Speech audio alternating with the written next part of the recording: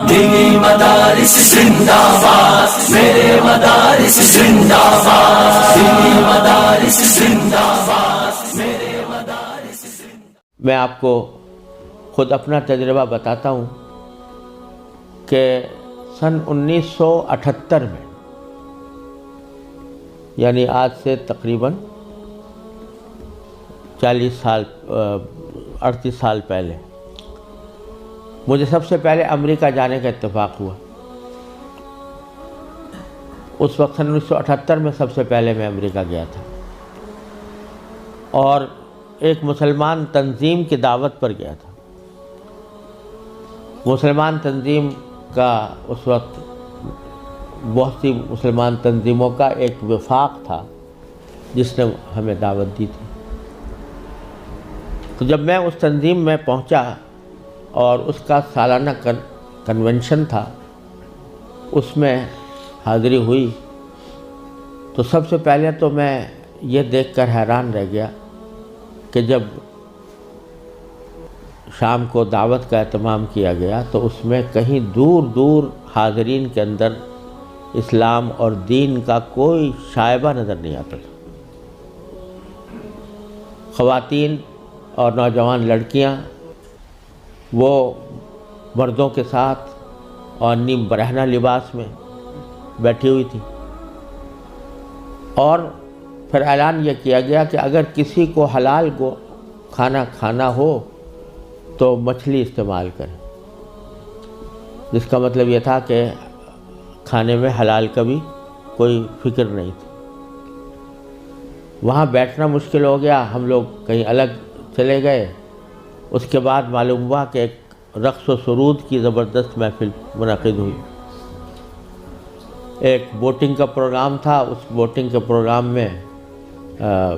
سارا جو پروگرام تھا وہ رقص و سرود کی محفل میں گم ہو کر رہ گیا۔ یہ سارے نظارے دیکھنے کے بعد جب مسلمان تنظیم جس نے دعوت دی تھی اس کے سربراہ سے میں نے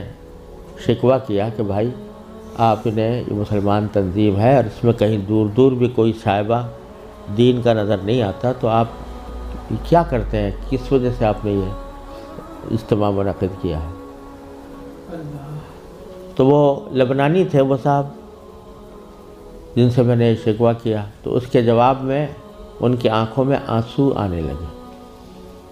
اور کہنے لگے مولانا آپ صحیح کہتے ہیں، لیکن یہ وہ قوم ہے کہ جس کے بارے میں بس ہم اتنا چاہتے ہیں کہ یہ کم از کم اپنے آپ کو مسلمان کہتی رہے۔ یہ اگر ہم یہ سمجھتے ہیں کہ اگر یہ صرف اپنے آپ کو مسلمان کہتی رہے تو یہ بھی ہماری کامیابی ہے، ورنہ اس کو اسلام سے کوئی تعلق رہا نہیں۔ ان کے آباء و اجداد کھانے پینے کی تلاش میں، تجارت اور معیشت کی تلاش میں یہاں آئے تھے، ان کو اپنے بچوں کی تعلیم و تربیت کی کوئی فکر نہیں تھی۔ یہ اسی ماحول کے اندر پلے بڑے ہیں اور اس کے نتیجے میں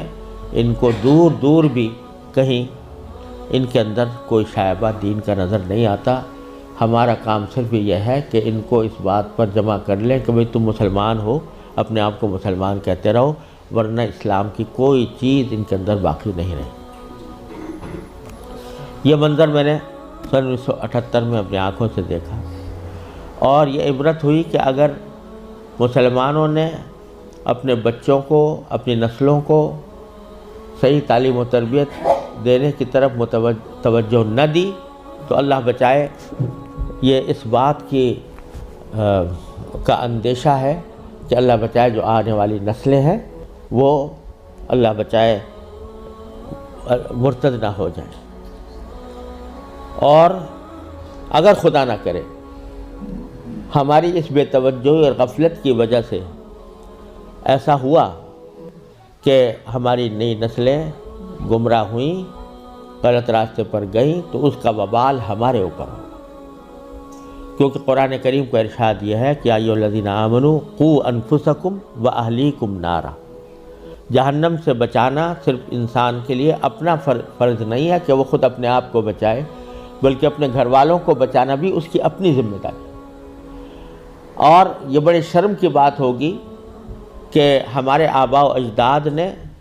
ہمیں اللہ تعالیٰ کے فضل و کرم سے ایمان اور اسلام کی دولت ورثے میں عطا فرمائی، اور ہم اپنی اولاد کو اللہ بچائے غلط راستے کے اوپر ڈالنے کے ذمہ دار بنے۔ اس سے زیادہ شرم کی، اس سے زیادہ نقصان کی کوئی اور بات نہیں ہو سکتی۔ لہٰذا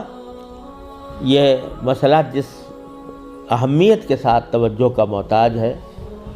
اللہ تعالیٰ کا بڑا فضل و کرم ہے، اب حالات میں تبدیلی آ رہی ہے، خاص طور سے انگلینڈ میں اور امریکہ میں بھی اب بہت مسلمانوں کو اس طرف توجہ ہوئی ہے، ادارے قائم ہو رہے ہیں، لیکن جس پیمانے پر ضرورت ہے اس پیمانے کی ابھی تک کمی ہے، اور اس کا واحد علاج یہی ہے کہ جس کے دل میں بھی یہ درد ہے وہ دامے درمے قدمے سخنے جس طرح بھی ہو سکے وہ ایسے ادارے قائم کرنے کی کوشش کرے، ان اداروں کے ساتھ تعاون کرے، اس میں اپنے بچوں کو بھیجنے کا اہتمام کرے۔